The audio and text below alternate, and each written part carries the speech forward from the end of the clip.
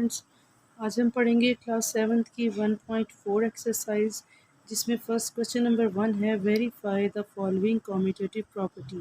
पहले तो आपको ये पता हो कि कम्यूटेटिव प्रॉपर्टी कहते किसको हैं। कम्यूटेटिव प्रॉपर्टी कहते हैं कि आपका ऑर्डर मैटर नहीं करता, किसी भी चीज़ की तरतीब मैटर नहीं करती। जो चीज़ पहले लेफ़्ट साइड पे फर्स्ट में दी हुई है वो राइट साइड के लास्ट में भी आ सकती है। और इसमें दो प्रॉपर्टीज़ होती हैं, प्लस की और मल्टीप्लाई की कम्यूटेटिव प्रॉपर्टी में। तो प्लस की प्रॉपर्टी होगी और मल्टीप्लाई की प्रॉपर्टी होगी। और सेंटर में इक्वल का साइड, दो साइडें आपको दी जाएंगी, लेफ़्ट साइड और राइट साइड। तो इसमें ये चीज़ नहीं है कि आपका जो है ना तरतीब से जो लेफ़्ट साइड पे तरतीब है वही तरतीब राइट साइड पे दी जाए। और कम्यूटेटिव प्रॉपर्टी जो होती है वो मल्टीप्लाई भी हो सकती है और प्लस भी हो सकती है। ये माइनस में या डिवीजन में नहीं होती। इसके दो ही ऑर्डर होते हैं। तो आप इसको आगे जब क्वेश्चन सॉल्व करेंगे तो आपको मज़ीद समझ आ जाएगा। बस अब आपने यहाँ पर यही बात जहन में रखनी है कि कम्यूटेटिव प्रॉपर्टी वो प्रॉपर्टी होती है जिसमें आपको ऑर्डर में जो है ना तरतीब आपको ज़रूरी नहीं होती। जो चीज़ पहले लिखी हुई है वो राइट साइड पे लेफ़्ट साइड पे पहले है तो राइट साइड पे बाद में भी हो सकती है। ठीक है बच्चों, जब हम इसके मज़ीद क्वेश्चंस हल करेंगे ना तो आपको बेहतर अंदाज में पता चल जाएगा और ज़्यादा अच्छे से समझ आ जाएगा। चलें जी स्टूडेंट्स, हम लोग क्वेश्चन की तरफ मूव करते हैं। Verify the following commutative property.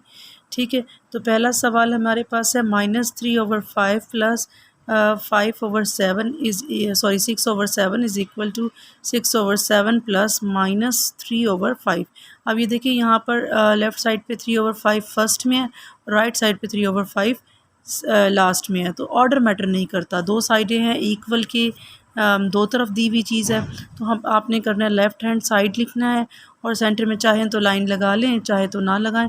Right hand side लिखेंगे, उसके बाद फिर आपने क्या जो लेफ़्ट हैंड साइड का क्वेश्चन है वो लिख लेंगे, -3/5 प्लस 6/7। और राइट साइड का क्वेश्चन लिखेंगे 6/7 प्लस -3/5।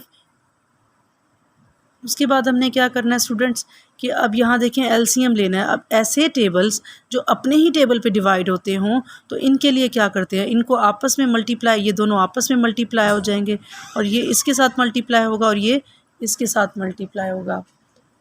ठीक है, तो हमने क्या करना है 5 7 35 कर देंगे, 7 3 21 और 5 6 30 आ जाएगा। और ये -3 का था तो माइनस वैसे ही आ जाएगा 21 के साथ। अब 30 में से 21 माइनस हो गया तो हमारे पास 9 आ गया और नीचे 35। ये हमारी लेफ़्ट साइड होगी। अब राइट साइड की तरफ मूव करते हैं तो यहाँ भी सेम ऐसे ही होगा, 5 7 35 क्योंकि एक जैसी डिजिट थे तो सेम ही आंसर आना चाहिए। 5 7 35 आ जाएगा और ये 5 6 30 and 7 3 21 minus plus minus minus आ जाएगा 21। ठीक है, तो जब 30 में से 21 माइनस हुआ तो हमारे पास कितना आ गया, 9 आ गया। बड़ी रकम के साथ यहाँ पर प्लस था, जहाँ कुछ ना हो वहाँ प्लस होता है तो हम प्लस लगाते नहीं होते। तो 30 में से 21 माइनस हुआ तो 9 हमारे पास 9/35 आ गया। सो हम लिखेंगे left hand side is equal to right hand side. ठीक है बच्चों, अगला क्वेश्चन देखिएगा 7/10 प्लस, उसके बाद क्योंकि ये प्रॉपर्टी का प्लस है इसलिए इसको वैसे लगाएंगे और ये हमारा क्वेश्चन का उन्होंने डिजिट के साथ माइनस लगाया हुआ है। ठीक है, तो ये -2/5 ये हमारी लेफ़्ट साइड हो गई। राइट साइड हमारी है -2/5 प्लस 7/10। अब यहाँ देखिए -2/5 पहले आ गया जो यहाँ लेफ़्ट पे लास्ट में था, यहाँ फर्स्ट पे आ गया। तो इस कम्यूटेटिव प्रॉपर्टी में ऑर्डर मैटर नहीं करता, तो इस करना प्लस ही होता है, चाहे वो पहले लिख दें या बाद में लिख दें। जैसे मैं मिसाल के तौर पे इसको एक और बात कम्यूटेटिव प्रॉपर्टी को यहीं पर ही समझा देती हूँ कि अगर आप लिखेंगे 5 + 2 = 7, अगर इसको ऐसे लिख दें 2 + 5 = 7, तो ऑर्डर इधर आगे पीछे करने से कोई मसला तो नहीं हुआ क्योंकि करना तो प्लस ही था। तो आंसर तो हमारे पास वही आएगा जो 5 को पहले लिखें या बाद में लिखें, 2 को पहले लिखें या बाद में लिखें। ठीक, कम्यूटेटिव प्रॉपर्टी इसको कहते हैं। आगे चलेंगे तो हमारा क्वेश्चन ये आ गया था, लेफ़्ट साइड हमने क्वेश्चन नीचे राइट कर लिया। अब आप देखेंगे ये दोनों सेम टेबल पर जा रहे हैं तो हमने इनका एलसीएम लिया। अब बच्चे एक यहाँ पर एक आपको ना टिप देती हूँ कि आप लोग जब एलसीएम ले रहे हो ना, जब तो एक ही टेबल पर जब डिवाइड हो रहे हो तो बड़ी रकम को आप एलसीएम बना दिया करें, बड़ी रकम आपकी एलसीएम हुआ करेगी। बड़ी रकम को आप एलसीएम बना दें और जो एलसीएम आपका आ जाता है वो बड़ी रकम, उसके ऊपर वाली रकम तो वैसे की वैसे आ जाती है, ऊपर वाली वैल्यू वैसे की वैसे आ जाती है। और जो दूसरे वाली डिजिट होता है वो यहाँ पर क्या लिखना है, वो आपको क्या करना है, यहाँ देखें एलसीएम किस पे डिवाइड हो रहा है, 5 को। 5 2 ज़ा 10 होता है, क्योंकि हमारा एलसीएम 10 है तो वो 5 पे डिवाइड, 5 का टेबल 2 तक पढ़ें तो 10 आ जाता है। तो हमें उसी 10 को ना ऊपर वाले से मल्टीप्लाई करा दें, उसी 2 से, सॉरी 10 को नहीं 2 को, क्योंकि 5 को जब हमने डिवाइड किया, 10 को डिवाइड किया 5 के ऊपर तो 2 आंसर आया, 5 2 ज़ा 10। तो उस 2 को ऊपर वाले 2 से मल्टीप्लाई कराएंगे तो हमारे पास क्या आ जाएगा, हमारे पास आ जाएगा 4, 2 2 ज़ा यहाँ पर 2 2 ज़ा 4। एक और भी तरीका है इसका, चलिए मैं अभी आगे बताती हूँ, पहले इसको हल कर लेते हैं। 7 में से 4 गया तो हमारे पास आ जाएगा 3, ये आंसर लिखा नहीं है यहाँ पर,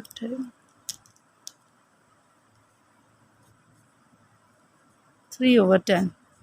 ठीक, अगर हम लेफ़्ट साइड की तरफ मूव करें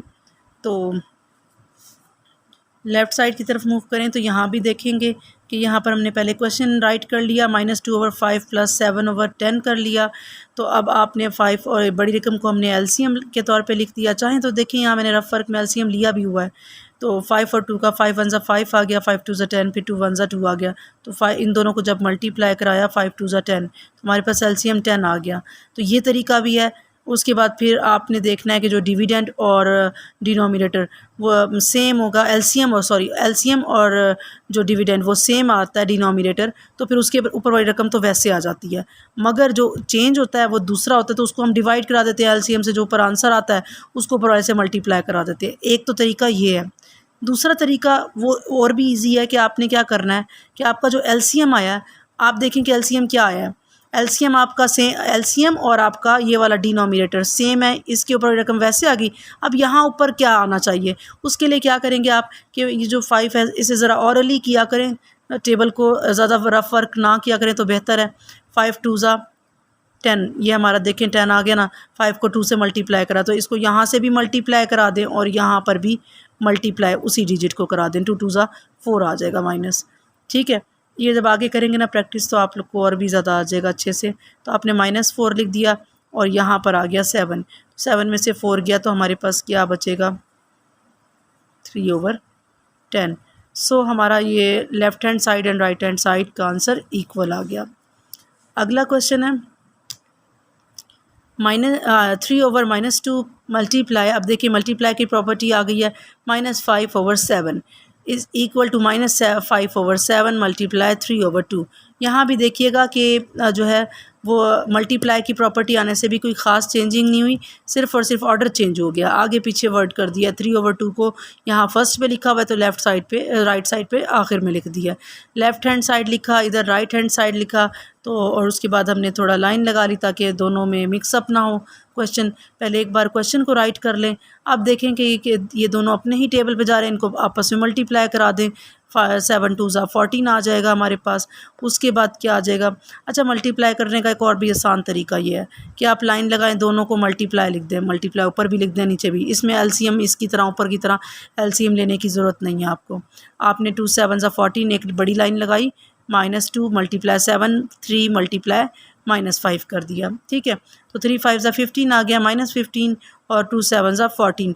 माइनस को माइनस से काट दिया, नीचे वाले ऊपर वाले माइनस को काट दिया, ये भी -15 हो गया था क्योंकि 5 के साथ माइनस था। ये भी 14 माइनस का आ गया था क्योंकि 2 के साथ माइनस था। तो माइनस माइनस ऊपर नीचे काट दिया तो 15/14 हमारे पास आंसर आ गया। सेकंड देखिएगा कि हमने फिर राइट साइड को नीचे राइट कर लिया पहले क्वेश्चन को, -5/7 मल्टीप्लाई 3/2 कर दिया, -2 कर दिया। वही एक लाइन लगाई हमने, उसके बाद -3/5 ऊपर वाले भी वैसे लिख दिए, नीचे वाले भी।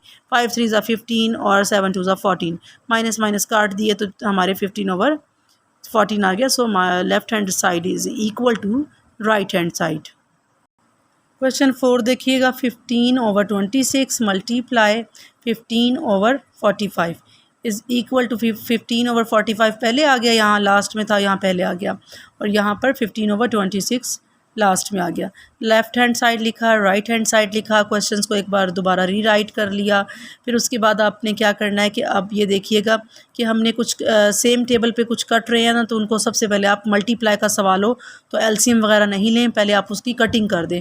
मल्टीप्लाई की जब प्रॉपर्टी होगी आपकी तो फिर आपने क्या करना है, एलसीएम वगैरह नहीं लेना, पहले आपने उसका कटिंग कर दें। अगर सेम टेबल पे कट रहे हैं तो सबसे पहले आप उसे काट के छोटा कर लें क्वेश्चन को, ठीक है। तो पहले आमने सामने एक कटिंग होगी, 15 1 ज़ा 15, 15 3 ज़ा 45, 3 पे कट गया, यहाँ 3 आ गया। फिर उसके बाद देखिए 15 1 ज़ा 15 और 15 3 ज़ा 45।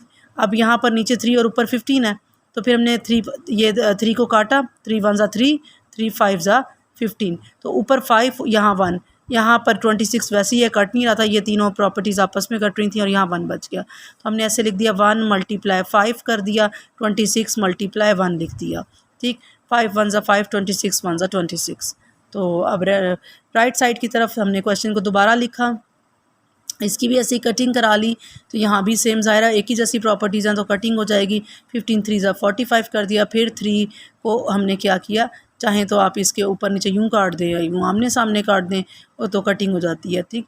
तो फिर अब यहाँ 3 से हमने काटा, 3 1 ज़ा 3 और 3 5 ज़ा 15, तो 1 × 5 आ जाएगा और 1 × 26 आ जाएगा। तो यहाँ लिखेंगे 5 1 ज़ा 5, 26 1 ज़ा 26। सो हमारा left hand side is equal to right hand side, ये आपने लिख लेना है।